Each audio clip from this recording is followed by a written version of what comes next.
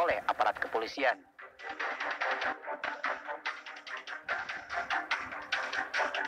Sementara demonstran lain berbaris di Interstate 75 menghentikan lalu lintas sebelum polisi menggunakan barisan mobil patroli untuk menahan mereka.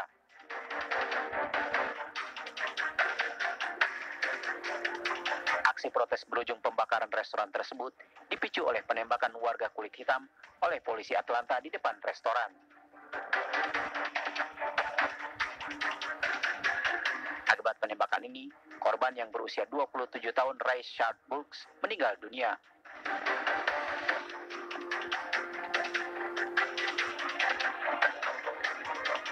Kematian Brooks menyulut kemarahan demonstran yang sebelumnya mengecam kematian George Floyd.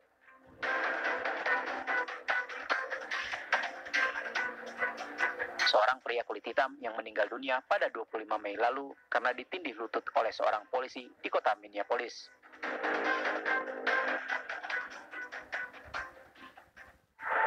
Ya, dan untuk mengetahui kondisi terkini di Amerika Serikat, kita langsung bergabung dengan rekan Yandri Subekti di New York, Amerika Serikat. Ya, Yandri, bagaimana kondisi terkini dan bagaimana upaya penyelidikan lanjutan dari otoritas Atlanta terhadap peristiwa penembakan warga kulit hitam?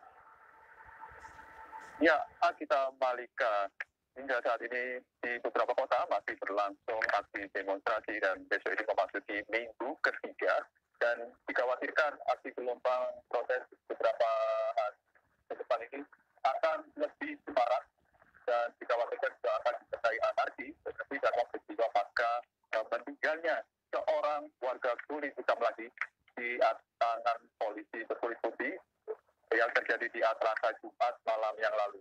Hingga saat ini, kondisi terakhir penyelidikan, ini seperti yang disampaikan tadi, Kepala Polisi di Polisi Atlanta tersebut sudah mengundurkan diri, dan 2 orang polisi putih yang terlibat dalam insiden tersebut, yaitu Gareth Roby, ini sudah di nonaktifkan atau dipecat, dan seorang lagi yang juga terlibat, ini Devin Brosnan, ini dipindah tugaskan menjadi staf administrasi di dalam kantor, jadi tidak di dalam lapangan lagi, dan hingga saat ini masih terus dilakukan penyelidikan, pengumpulan informasi, baik itu dari CCTV, saksi mata, dan beberapa informasi lainnya, dan hingga saat ini seperti yang pemirsa saksikan masih menjadi kontroversial atas insiden penembakan tersebut karena terlihat dengan jelas dari beberapa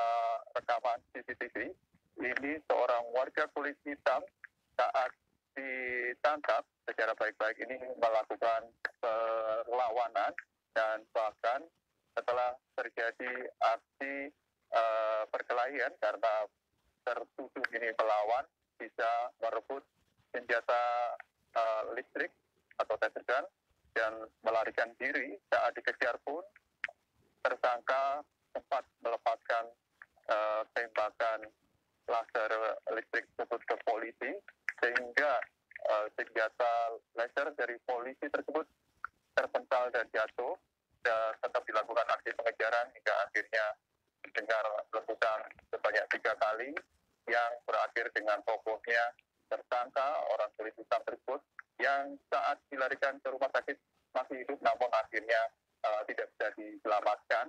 Dan karena beberapa minggu terakhir ini warga di Amerika Serikat ini masih banyak sekali aksi gelombang protes menuntut keadilan perlakuan brutal dari polisi kulit hitam, inilah yang memicu kemarahan dari peristiwa yang belum tentu atau yang belum reda tersebut muncul kembali, dan ini tentunya sangat disayangkan kembali karena kasus pertama masih belum reda ditambah dengan peristiwa yang barusan saja terjadi sehingga masyarakat pun sangat sulit untuk menerima apapun latar belakang dari peristiwa penembakan yang mengakibatkan tewasnya seorang warga kulit putih di tangan polisi yang kebetulan berkulit putih.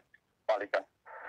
Baik, Yandri, Anda bisa menggambarkan mungkin bagaimana kondisi di Atlanta pasca pembakaran yang dilakukan oleh sejumlah massa di restoran cepat saji yang merupakan lokasi tewasnya Rayshard Brooks Iya, beberapa jam setelah peristiwa penembakan atau keesokan harinya hari Sabtu, terjadi kembali gelombang aksi demonstrasi yang masih semakin malam, semakin tidak kondusif dan timbulnya peristiwa anarkis.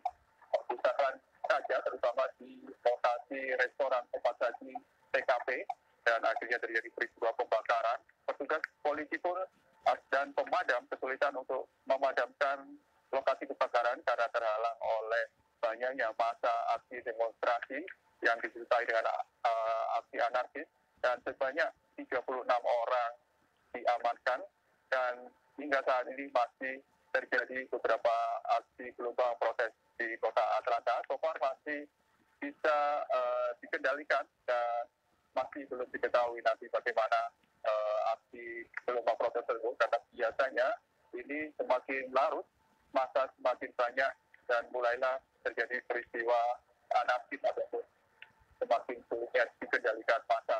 Dan juga di beberapa kota di Washington DC, di Seattle dan juga di beberapa kota di Amerika Serikat masih terjadi gelombang protes dan sampai saat ini dikhawatirkan akan kembali memicu gelombang protes, memicu emosi beberapa warga yang selama ini atau beberapa hari yang lalu tempatnya ini aksi gelombang protes ini sudah mulai kondusif dalam artian mereka protes namun dalam kondisi atau pada damai. Setelah sebelumnya ini sempat sesaat atau beberapa hari setelah proses tersebut banyak sekali demonstrasi dengan anarki dan nantinya dengan aksi peristiwa yang terbaru ini dikhawatirkan akan kembali memicu gelombang protes disertai dengan anarkis. Akan kembali kita update bagaimana nanti dan tentunya kita berharap agar gelombang protes ini tidak separah beberapa waktu yang lalu yang disertai dengan penjarahan maupun pengerusakan. Dan sejauh ini informasi yang kami peroleh warga negara Indonesia di beberapa kota tersebut belum ada informasi yang terlibat ataupun menjadi korban dari gelombang protes anarkis tersebut. Lika. Baik, terima kasih Yandri Subekti, laporan langsung dari New York, Amerika Serikat. Pemirsa, kita beralih ke informasi lainnya. Bentrok antara dua kelompok pengunjuk rasa dan juga polisi terjadi di London, Inggris. Sejumlah